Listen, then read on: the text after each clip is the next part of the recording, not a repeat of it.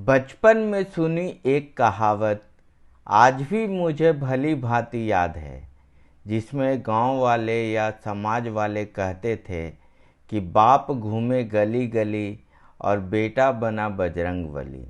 ये उन बच्चों को कहा जाता था जो कि समाज की सोच से थोड़ा भिन्न चलने की कोशिश करते थे, या जिनके माता पिताजी जो है कुछ नहीं कर पाए और उनके बच्चे कुछ जो है करने की कोशिश करते थे। उन बच्चों को ये बोलकर चिढ़ाया जाता था। पर सही में मैं जो है ऐसे 50 से 100 केस ऐसा देखा कि बाप तो गली गली घूमा पर बेटा सही में बजरंगबली बनकर समाज के मुंह पे ताला जड़ दिया। अब आइए कैसे, इस वीडियो के माध्यम से मैं आपको बताने की कोशिश करूंगा। सो इस वीडियो के अंत तक आप हमारे साथ बने रहिए। मनुष्य जीवन का 16वां वर्ष एक ऐसा मानक वर्ष है जब नेचर और सोसाइटी जो है आपको नए नज़रिए से देखना चालू कर देता है। जो सोसाइटी बड़ी बड़ी गलतियों पे आपको माफ़ कर देती थी कि अरे अभी तो ये बच्चा है, चलो जाने दो, वही आपके समक्ष $1 मिलियन क्वेश्चन पटक देती है कि व्हाट इज़ द नेक्स्ट। चलिए इस वीडियो के माध्यम से उसका एक समुचित जवाब भी ढूंढने की कोशिश करते हैं। हम जो हैं, जो थे और जो होंगे, उसमें हमारा जो अपना निजी कंट्रीब्यूशन होगा वो मात्र 1% होगा।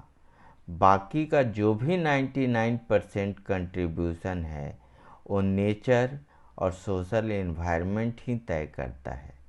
पर 1% जो हमारा है वो है गोल के प्रति किया गया हमारा लेबर और एफर्ट, जो कि बाकी 99% को भी प्रभावित कर सकता है। और आप सिद्ध कर सकते हैं कि लोग जो कहते थे कि बाप घूमे गली गली और बेटा बना बजरंगबली, हम बजरंगबली बन गए। और जिनके घर में लोग जो है झांकना भी पसंद नहीं करते थे, उनके बाहर गाड़ियों की लाइन लग जाती है और लोग जो है न्योता लेकर बहाना बनाकर किसी तरह उनको इनवाइट करने की कोशिश करते हैं। और बहुत सारे तो ऐसे बाप भी होते हैं जो कि ऐश्वर्या और प्रियंका जैसी अपनी बेटी भी देने के लिए तैयार हो जाते हैं, जिनको कि अगर मांगने जाएं तो 10 रुपया भी देने के लिए तैयार नहीं होते थे। अब हम जो है उम्र के इस पड़ाव में, मतलब अप्रॉक्स मेरा ये 40 साल हो गया, जिसमें 20 साल मैंने नौकरी की है।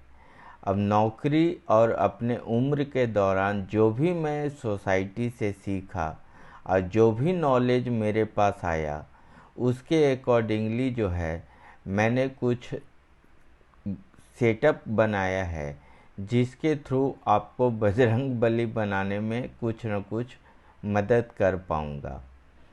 अब समाज का एक वर्ग जो है उनको मैं बिल्कुल कुछ प्रभावित करना नहीं चाहता और ना ही करने की कभी चेष्टा कर सकता हूँ, जो कि चांदी का चम्मच लेकर पैदा हुए हैं और जिनके बाप दादे ने इतना पिछवाड़ा घस कर कमाई करके रख दी है कि 4-5 पीढ़ी तो ऐसे ही निकल जाए, कुछ करें या कुछ ना करें तो भी उनको मेरा ये वीडियो बिल्कुल सूट नहीं करेगा और उनको मैं कुछ ज्ञान देने की कोशिश भी नहीं करना चाहता।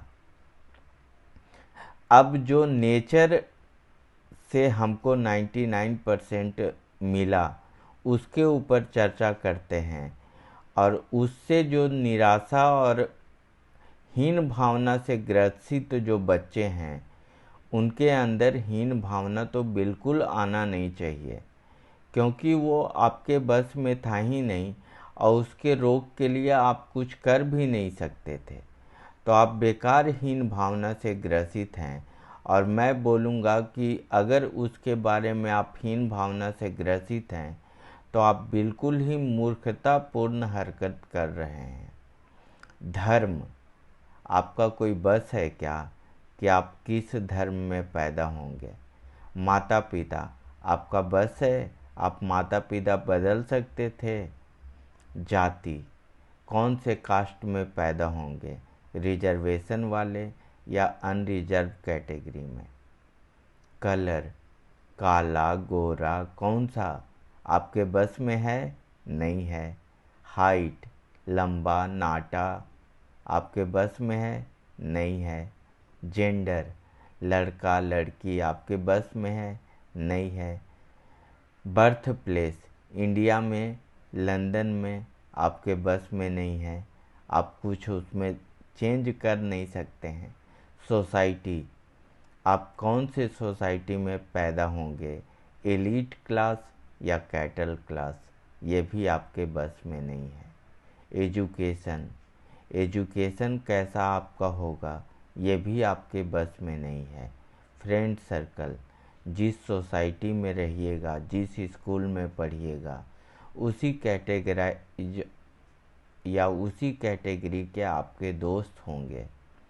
फैमिली बैकग्राउंड, आपके जैसे माता पिता, उनका जो अर्निंग सोर्स होगा उसके अकॉर्डिंगली ही आपका जो है फैमिली बैकग्राउंड होगा। सबसे लास्ट में आता है माइंड। माइंड जो है वो भगवान सबको एक सर, दो हाथ और दो पैर देकर पैदा करते हैं। अब कुछ जो है एक्स्ट्रा ऑर्डिनरी बच्चे हो जाते हैं जो कि अभिमन्यु की तरह गर्भ ज्ञान लेकर ही पैदा लेते हैं। अब उनके बारे में सोचकर अपने आप निराश होना ये भी एक तरह से मूर्खता ही मेरे हिसाब से है। अब जो एक्स्ट्रा ऑर्डिनरी है उसका बात भी आप छोड़ दीजिए। मैंने ऐसे बच्चे भी देखे हैं कि पढ़ रहा है 6th में और 10th का मैथ बना रहा है, तो भगवान ने उसको कुछ एक्स्ट्रा ऑर्डिनरी देकर बनाया है, तो उसमें आपका और हमारा कोई दोष नहीं है और हम उनके दिमाग को नमस्कार ही करें तो ज़्यादा बेटर है और अपने गोल के ऊपर फोकस करें तो ज़्यादा बेटर है। अब जो हम कर सकते हैं उसके बारे में चर्चा कर सकते हैं। नॉलेज, जिस भी एजुकेशन या एजुकेशनल सोसाइटी में आप रहें 100% नॉलेज लेने की कोशिश कीजिए। साथ में अपने अंदर जो है कोई ना कोई स्किल भी डेवलप करने की कोशिश कीजिए, जो कि आज की डेट में सबसे बड़ा रिक्वायरमेंट है। लास्ट में आ गया परिश्रम।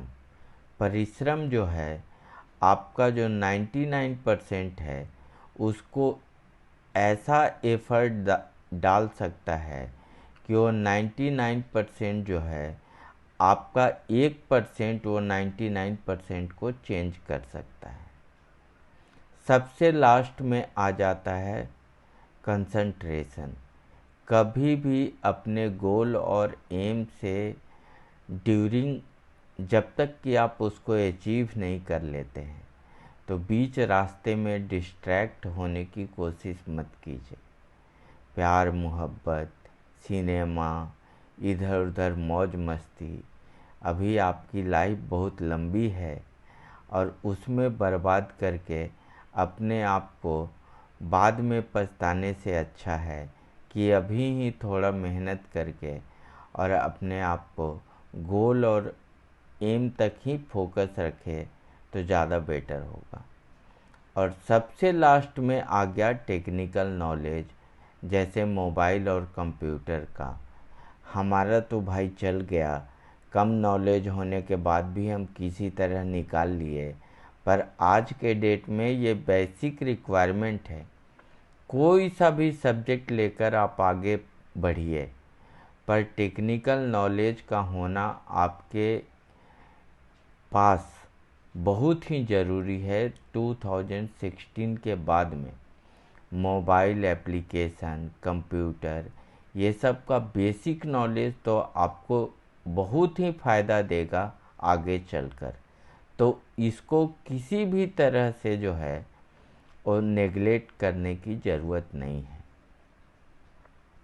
अगर इतना चीज़ आप करते हैं तो जब भी एग्ज़ाम का चलना चलेगा, चाहे वो नॉलेज का एग्ज़ाम हो या सोशल एग्ज़ाम हो, आप डस्टबिन का पार्ट नहीं बनेंगे। ये मैं आपको एश्योरिटी दिलाता हूँ इस वीडियो के माध्यम से। आपको हमारा ये वीडियो कैसा लगा आप ज़रूर बताइए, और अच्छा लगा तो लाइक कीजिए। अपने आने वाले वीडियो में मैं जो है एम को कैसे सेटअप करना है, नॉलेज को कैसे डेवलप करना है, स्किल आप कौन कौन सा बढ़ा सकते हैं, मेहनत आप कैसे कर सकते हैं, कंसंट्रेशन के लिए आपको क्या करना है, और टेक्निकल नॉलेज के लिए आपको किन बातों का ध्यान रखना है, इसके ऊपर चर्चा करूँगा। धन्यवाद।